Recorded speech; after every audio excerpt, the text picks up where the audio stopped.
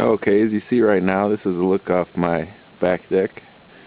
It's February 2nd, 2011, and it's the third greatest snowfall in Chicago recorded history.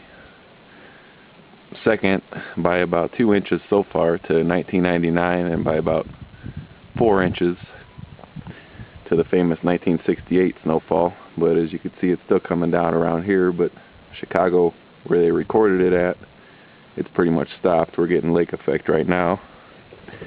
And out in the middle of my yard, I have about 18 inches of snow. And you can see the drifts that piled up to about 20 inches, or excuse me, 30 inches. It's next to my truck and next to the car, and then over also next to the house. I'll take a walk around the yard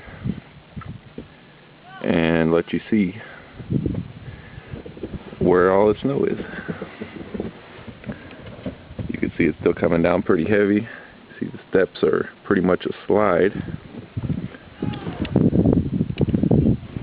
There's my truck. See how deep the snow is.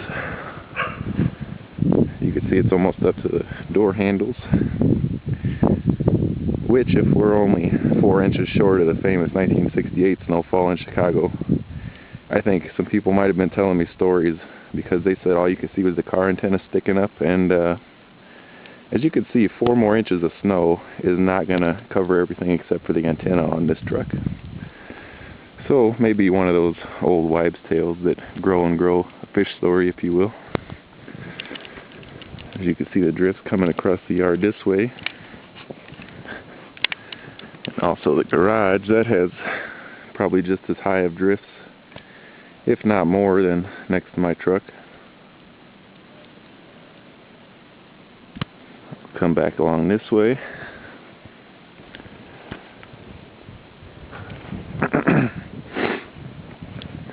I'm just getting ready to fire up my snowblower and see what I could do with this. I think it should do a pretty good job. It's pretty light.